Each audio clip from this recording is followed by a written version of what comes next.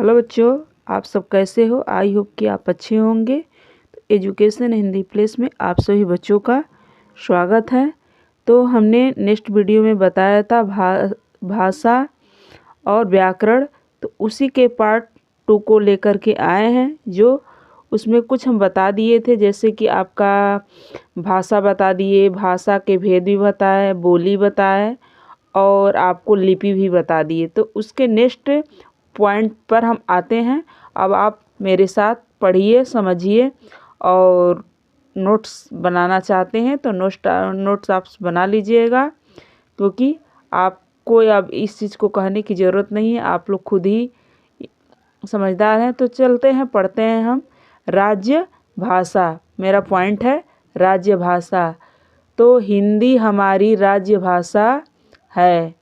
हिंदी के अतिरिक्त हमारे देश में और भी कई भाषाएं बोली जाती हैं। भारतीय संविधान में 22 भाषाओं को मान्यता दी गई है, जो इस प्रकार है।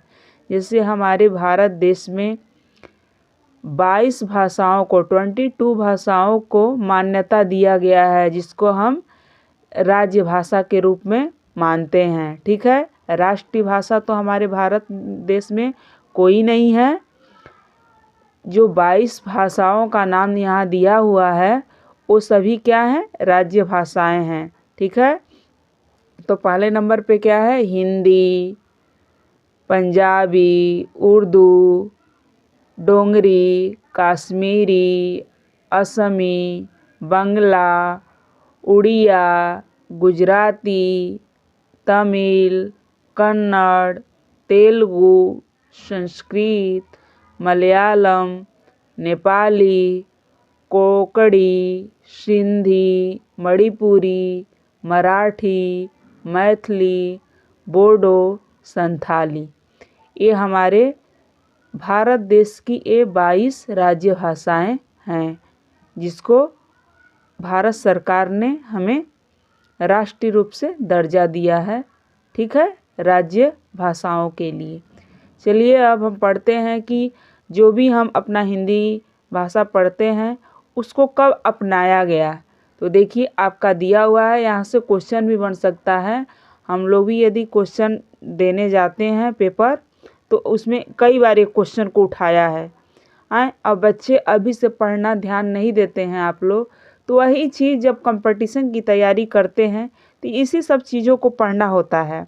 तो चलिए नेक्स्ट अप में हम पढ़ते हैं कि भारतीय संविधान के अनुच्छेद 343 मतलब 343 के अनुसार 14 सितंबर 1949 को हिंदी को भारत की राजभाषा के रूप में मान्यता प्रदान की गई तभी से प्रतिवर्ष 14 सितंबर को हिंदी दिवस मनाया जाता है। जैसे हमारे संविधान में अनुच्छेद कितना? आर्टिकल 343 में दिया हुआ है, और यह कब लागू किया गया था? 40 सितंबर 1949 को, जो हम लोग प्रत्येक वर्ष पर ईयर 14 सितंबर को हिंदी दिवस के रूप में मनाते हैं। हिंदी दिवस के रूप में मनाते हैं, जो आप कहते हैं कि आज टीचर्स डे है। ठीक है, तो यहाँ तक आप लोग को समझ में आया होगा। ठीक, तो अब नेक्स्ट आपका टॉपिक दिया है साहित्य। चलिए हम लोग वो व्याकरण के पार्ट को अभी पढ़ रहे थे, भाषा। और भाषा में ही भाषा आपका दिया है ना कि भाषा, तो भाषा हमने पढ़ लिया। अब व्याकरण के पॉइंट को हम पढ़ते हैं इसमें, जो साहित्य के रूप में प्रचलित है। तो चलिए पढ़ा जाए। प्रत्येक भाषा में ज्ञान के भिन्न भिन्न विषयों का भंडार है, जो युगों से एकत्र किया जा रहा है। एकत्र किया गया यह ज्ञान ही साहित्य है। साहित्य किसे कहते हैं? तो जो प्रत्येक भाषा से, क्योंकि हर जगह की भाषा, हमारे देश में राज्य अलग अलग हैं, हर राज्यों की भाषा अलग अलग है। जैसे कि अपने 22 भाषाओं को पढ़ा, मैंने भाषा की बात कर रखा है, यहाँ बोली की नहीं। बोली तो अलग अलग क्षेत्र वाइज बोली जाती है, पर भिन्न भिन्न यह युगों से, मतलब बहुत पुराने समय से एकत्र किया गया है, और उसी को एकत्र कर करके और एकत्र करने के बाद से इसी ज्ञान को हम क्या कह देते हैं? साहित्य। तो कोई कहेगा कि अभी आपके एग्जाम में आ जाएगा कि साहित्य किसे कहते हैं, तो आपको बस इसी लाइन को लिख देना है, आपका यह आंसर हो जाएगा। राज्य भाषा भी आपका आ जाएगा लिखने के लिए कि राज्य भाषा किसे कहते हैं, उदाहरण सहित समझाइए। तो आप यही लिखेंगे, आपका दिया हुआ है कि भारतीय, बस आप इतना भी लिख देते हैं कि भारतीय संविधान के अनुसार इतने इतने को दिया गया था। उदाहरण में इतनी सारी भाषाएं हैं, उदाहरण में 2-4 एग्जाम्पल के तौर पे लिख देंगे, आपका आंसर बिल्कुल करेक्ट हो जाएगा। चलिए, साहित्य तो हमने बता दिया कि साहित्य किसे कहते हैं। अब साहित्य के प्रकार को जानते हैं, रूप को जानते हैं। रूप, प्रकार, भेद एक ही सब होते हैं, आप इतना अभी समझिए। साहित्य की रचना 2 रूपों से की जाती है, पहला पद, दूसरा गद्य।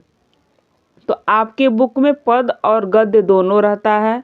तो ऐसे अभी समझ लीजिए आप कि किसको पद कहते हैं और किसको गद्य कहते हैं।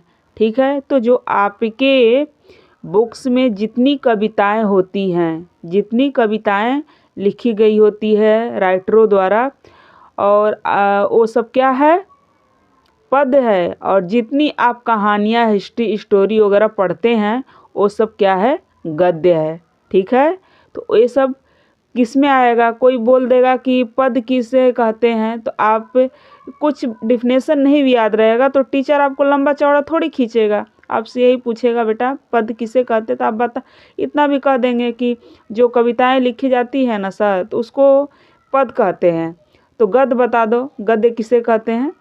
तो डिफिनेशन, आपका डिफिनेशन तो आगे दिया है, पर आपको डिफिनेशन नहीं भी याद है, मेन एक पॉइंट के अंदर आप बोल दीजिए कि सर गद्य जो कहानी, स्टोरी वगैरह किसी के ऊपर लिखा जाता है, रचना वगैरह, निबंध, वो सब क्या हो जाते हैं? वो सब गद्य में आते हैं। तो आपके सर भी कहेंगे कि चलो बेटा आपने सही बताया, पर उसके अंदर यदि प्रकार वगैरह को पूछेंगे तो उसके अंदर जानकारियाँ हम लोग को चाहिए। तो चलिए हम लोग पहला पद पढ़ते हैं। जब कोई साहित्यकार अपनी बात कविता के माध्यम से कहता है तो वह साहित्य पद कहलाता है। जैसे कबीर के दोहे, तुलसी के दोहे एवं चौपाइयाँ, कविताएं आदि। तो हमने यही आपको पहले डिफिनेशन बताया, और एग्जाम्पल के तौर पे यदि पता आपको रहेगा कि कविता में क्या क्या आता है, बता देंगे। ठीक है, नेक्स्ट आपका टॉपिक दिया है गद्य। जब कोई साहित्यकार, साहित्यकार का मतलब कि राइटर, लेखक, कवि, ठीक है, या कहानीकार अपनी बात कविता के माध्यम से न कहकर व्याख्या के रूप में कहता है तो वह साहित्य गद्य कहलाता है। जैसे कहानी, निबंध, पत्र, संस्मरण, रेखाचित्र, उपन्यास आदि। तो हमने अभी डिफिनेशन को भी बताया कि किसको कहते हैं, एग्जाम्पल के तौर पे भी बता दिया था। तो संस्मरण मतलब होता है किसी के जीवन की घटनाओं को लिखना, ठीक है। और कहानी आप जानते हैं। निबंध भी आपको किसी के ऊपर लिखने के लिए, जैसे आपके अपने स्कूल के ऊपर लिखने के लिए निबंध कह दिया है कि 10 लाइन का निबंध लिखिए, तो आप देख करके लिख सकते हैं। चाहे अपनी अच्छाई के बारे में लिखे तो लिख सकते हैं। संस्मरण उसी को कहते हैं। रेखा चित्र भी कहानी के अंतर्गत आता है। उपन्यास भी ऐसे ही राइटर लिखते हैं। चलिए, ये सब जितने तो पार्ट थे आपके भाषा के पार्ट थे, क्योंकि भाषा में ही साहित्य आता है। क्योंकि हम लोग 2 लोग पढ़ते हैं, कविता भी पढ़ते हैं और कहानी, निबंध, पत्र, सारा चीज़ हम लोग पढ़ते हैं। तो वो सब कितने में आएंगे? भाषा में। अब व्याकरण को जानते हैं, क्योंकि व्याकरण के बिना हमारा ये जो गद्य हो या पद्य हो वो अधूरा रह जाता है। ठीक है, क्योंकि हम व्याकरण में हर चीज़ की डिफिनेशन को पढ़ते हैं, उसके अर्थ को समझते हैं। जैसे आप इंग्लिश में वर्ड को पढ़ करके उसके मीनिंग को पता रहता है, तभी आप अर्थ निकालते हैं। तो उसी प्रकार हम लोग हिंदी जब कहानी मैडम पढ़ाती हैं, जैसे हम भी अपने स्कूल में पढ़ाते हैं बच्चों को, तो पहले कहानी के एक स्टेप को पढ़ लिया जाता है, एक पैराग्राफ को पढ़ लेते हैं। उसके बाद बच्चों को उस कहानी का अर्थ बताते हैं कि बेटा यह कहानी का अर्थ यह होगा। तो चलिए पढ़ लेते हैं। व्याकरण एक टॉपिक है। तो भाषा और व्याकरण का गहरा संबंध है। भाषा के शुद्ध रूप का ज्ञान व्याकरण द्वारा होता है। इसके नियमों द्वारा ही भाषा को शुद्ध रूप में बोला व लिखा जाता है। जैसे छाया पुस्तक पढ़ता है। तो हमने व्याकरण यदि नहीं रहता तो कोई भी चीज़ सिस्टमेटिक ढंग से हम नहीं कर पाते। तो व्याकरण के ज्ञान के बिना हमें क्या, भाषा और व्याकरण का बिल्कुल गहरा संबंध है। जैसे आपका कोई मित्र होता है, तो कोई कोई बहुत गहरा मित्र होता है जिससे आप अपने हर बातों को शेयर करते हैं। तो उसी प्रकार व्याकरण और जो आपकी भाषा है, व्याकरण के आधार पे ही आपकी भाषा जो है उसको लिखी जाती है। क्योंकि व्याकरण का आपकी भाषा की जो लिपि होती है और लिपि के अंतर्गत जो आते हैं जितने, उसकी शैलियाँ, लिखने का ढंग, तरीका, सब वो किस में आते हैं? व्याकरण के अंतर्गत आते हैं। तो इतना आई होप कि आपको समझ में आया होगा। तो चलिए नेक्स्ट लाइन को पढ़ते हैं और आप भी समझिए। यह वाक्य अशुद्ध है क्योंकि इनमें स्त्रीलिंग क्रिया का प्रयोग होना चाहिए था, जिसके शुद्ध रूप का ज्ञान हमें व्याकरण द्वारा होता है। अभी हमने तो आपको बताया कि छाया पुस्तक पढ़ता है, तो आपको लगा होगा कि ये सही है, क्योंकि हमें व्याकरण का ज्ञान नहीं है। अब व्याकरण का ज्ञान हमें शुद्ध करने के लिए यदि कोई भाषा अशुद्ध रूप से इनकरेक्ट लिखते हैं, तो करेक्ट लिखना बोलना हमें सिखाता है। तो छाया, तो जैसे स्त्रीलिंग पुल्लिंग आएगा तो होता है कि छाया हमें देता है कि छाया देती है। तो छाया देता नहीं है, छाया हमें पेड़ क्या छाया देती है। तो छाया इसमें क्या है? शुद्ध रूप में। तो इसमें छाया नाम भी हो सकता है। ठीक है, इस टाइम तो आदमी नाम भी रख रहा है। तो इसमें लिखा है शुद्ध रूप, छाया पुस्तक पढ़ती है। तो यहाँ छाया पुस्तक पढ़ती है, तो छाया का मतलब कि किसी लड़की का नाम होगा। छाया यदि यहाँ पे लिखा रहता कि छाया पेड़ के द्वारा नहीं मिलता है, तो यहाँ पे क्या हो जाता है? हमें जो वृक्ष होते हैं वो भी छाया प्रदान करते हैं। तो सूटेबल अर्थ को हमको समझना है। प्रदान करता नहीं है, छाया हमें प्रदान करती है, हो जाएगा वहाँ पे। ठीक है, तो आइए अब यहाँ तक आपको समझ में आया होगा। तो आया होगा तो नेक्स्ट टॉपिक को चलते हैं। व्याकरण के विभाग को जानते हैं कि व्याकरण के विभाग कितने होते हैं। अर्थात व्याकरण के जो भाग होते हैं उसी को विभाग भी कहा जाता है। तो चलिए हम पढ़ते हैं व्याकरण के विभाग। तो व्याकरण के 4 विभाग होते हैं: वर्ण विचार, शब्द विचार, पद विचार और वाक्य विचार। तो पहला आपका टॉपिक दिया है वर्ण विचार। इनमें वर्णों के स्वरूप, भेद, उच्चारण, प्रकार, प्रयोग, संधि, लिखने की लिपि आदि के विषय में विचार किया जाता है। वर्ण विचार में क्या क्या किया जाता है? तो वर्ण विचार के स्वरूप के जो भेद में हमें उच्चारण का, प्रकार का, संयोग का, संधि का, लिखने की लिपि नहीं है, ब्राइटनेस धुंधला आ रहा है। विधि, लिखने की विधि आदि के विषय में विचार किया जाता है, इतना आप समझ जाइए। दूसरा आपका शब्द विचार आ जाएगा। तो शब्द विचार में क्या किया जाता है, तो इसमें शब्दों के भेद, उत्पत्ति, बनावट, अर्थ, उच्चारण, आपका रूपांतरण आदि के विषय में विचार किया जाता है। किन किन शब्द विचार में किन किन चीज़ों पर विचार किया जाता है, तो शब्दों के भेद मतलब प्रकार के कि शब्द कितने प्रकार के होते हैं, उनके बनावट को, उसके अर्थ को, उसके उच्चारण को, और रूपांतरण मतलब इसमें एक जगह से दूसरी जगह हम वाक्य में कैसे प्रयोग करते हैं, ये सब आपका किया जाता है। पद विचार किसे कहते हैं, तो देखिए इस आपका थर्ड पॉइंट दिया है पद विचार।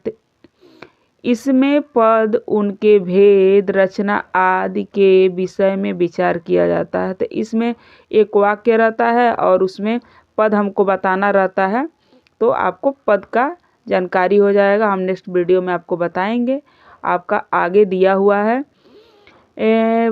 4 पॉइंट है वाक्य विचार। इनमें वाक्यों की रचना, भेद, प्रयोग, विश्लेषण, विराम चिन्हों आदि के विषय में विचार किया जाता है। विश्लेषण का मतलब होता है कि कोई भी, जैसे अभी हमको ये पद विचार के बारे में आपको बताना है, तो तोड़ करके गंभीरता से छोटे छोटे रूप में आपको विस्तार से बताया जाए, उसी को विश्लेषण कहा जाता है। और विराम चिन्ह आप जानते ही हैं, जैसे क्वेश्चन मार्क के इंग्लिश में लगाते हैं, हिंदी में उसको खड़ी पाई अच्छा कहते लगा तो हैं। लाइक शेयर खड़ी पाई सब्सक्राइब है अवश्य करें। और आपका इस अध्याय, इस लेसन का जो एक्सरसाइज है हम नेक्स्ट वीडियो में अपलोड करने देंगे, उससे आप देख करके पूरे एक्सरसाइज को देख लीजिएगा। और शेयर और सब्सक्राइब अवश्य करें बेटा। अभी हमारा स्टार्टिंग चैनल है, धीरे धीरे ग्रो करेगा, वो आपके ऊपर डिपेंड करता है, तो उसे अवश्य करें। धन्यवाद।